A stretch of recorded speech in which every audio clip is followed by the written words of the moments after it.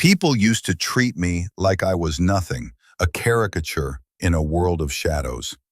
At the art auction, amidst the glimmering chandeliers and the snobbish laughter, I stood in my humble attire, a stark contrast to the opulence around me. They thought they could judge my worth by the clothes on my back, and for a moment, I was invisible, reduced to the role of a mere servant by Harrington, the security guard. "What are you doing here?" he barked, his disdain palpable. I answered with a calmness that bewildered even me. "I'm here to bid." The mocking whispers and condescending glances didn't sting like I expected. Instead, they ignited a quiet fire within me.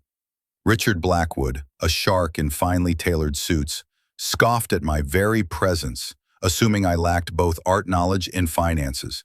He was wrong. When the bidding for ancestral memory climbed to heights I only dreamed of, the room was heavy with disbelief.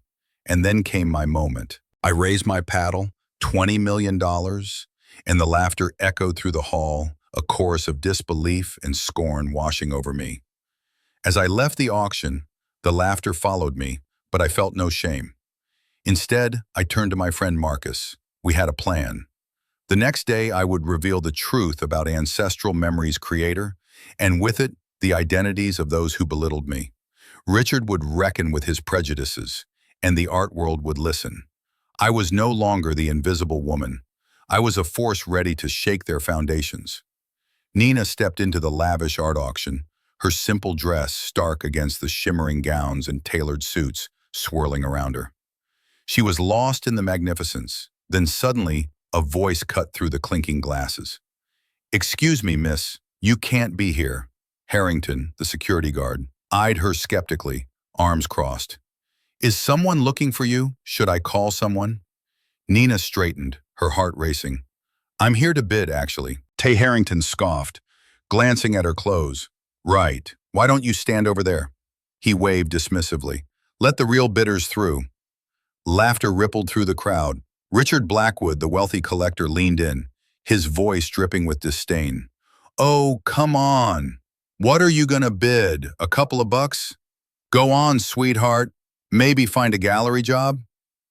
Nina felt the heat rise in her cheeks, but she met his gaze unflinching. "Actually, my bid stands at $20 million. The room fell silent, eyes darting between her and Richard.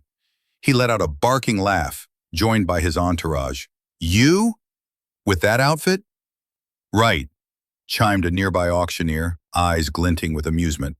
"What a show!" Nina's face burned. Humiliation washed over her as she left, the laughter echoing in her ears.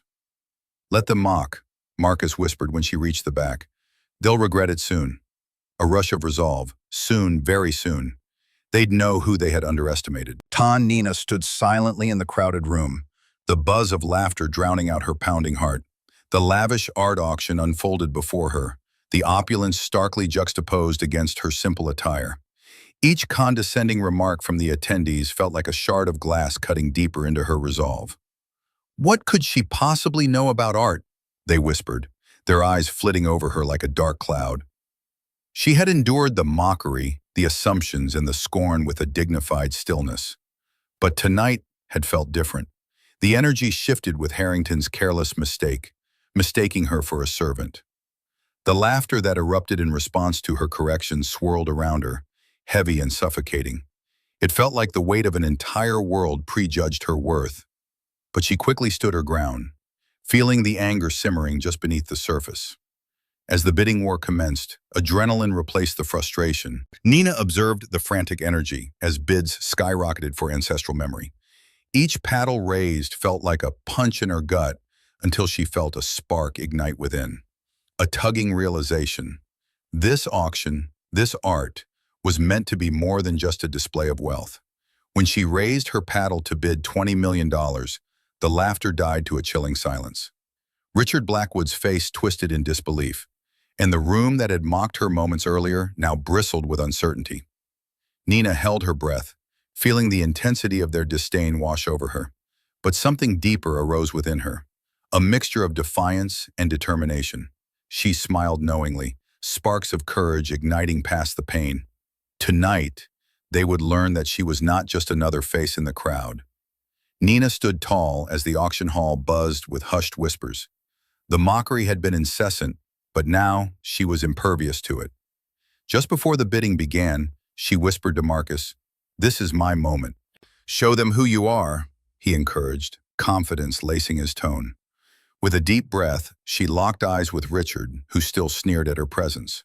As the auctioneer announced the bidding for ancestral memory, Nina listened intently, her heart racing but her mind clear. Each raised bid felt like a drum roll, building the tension. The room fell silent when she raised her paddle, her hands steady. She declared, her voice calm and assured, cutting through the disbelief around her. Laughter erupted, a wave of condescension crashing against her, but she stood firm, feeling a new power surging within her. After the radical moment faded, Nina exited the auction. "They think they've won," she told Marcus, a hint of a smile breaking through her demeanor. In the operations room, as they prepared their evidence with meticulous care, Nina felt a surge of clarity. This isn't just about the auction. It's about changing the art world. Marcus nodded. "They need to see who you really are." The next day, Nina burst into the press conference, cameras flashing. "I am Nina Abioy, the artist behind Ancestral Memory." Silence enveloped the room. Then shouts arose as she played the recording of Richard's disdainful remarks.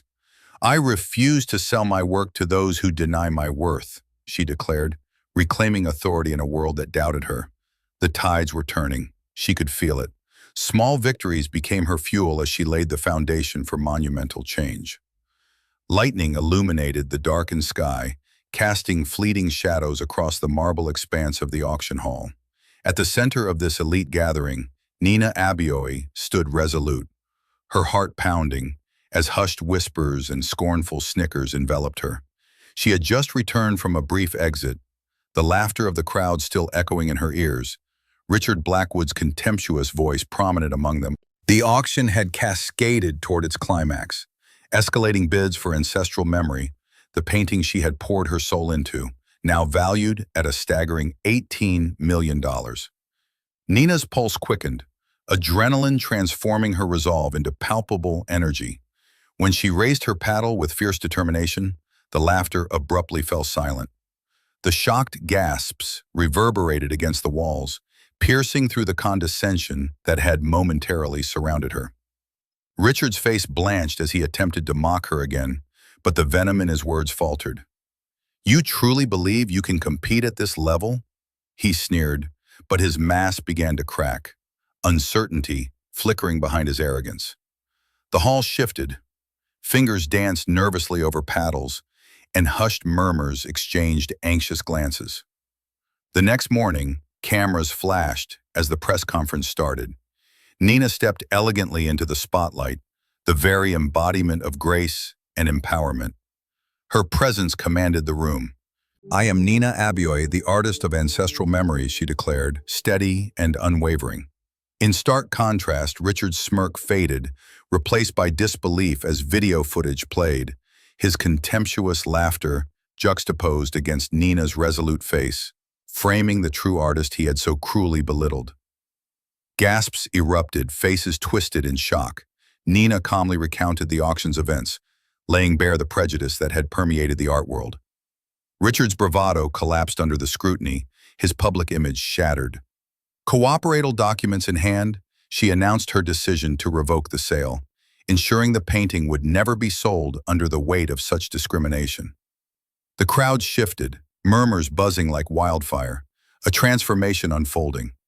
In that cinematic moment, Nina's silent triumph echoed through the room as Richard, now a metaphorical ghost beneath the weight of his hubris, receded into obscurity. The lingering injustice marinated, and for the first time spectators expressed a collective desire for change.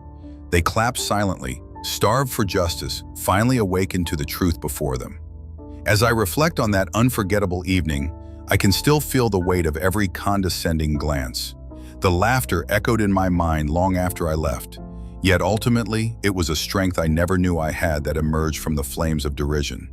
I stood there, a simple black woman in a sea of opulence, proving that my worth extended far beyond my attire or skin color. I did what many would consider too bold, calling out the bias I encountered instead of silently enduring it. In the aftermath, I didn't just reclaim my voice. I built a legacy that creates space for artists who share my struggles. But as I look back, I wonder, did I go too far in my response to their mockery? What would you have done? Have you ever had someone treat you like that? From you. Share your thoughts in the comments and let's discuss experiences of injustice, power dynamics, and how we can stand against bias together. Your voice matters.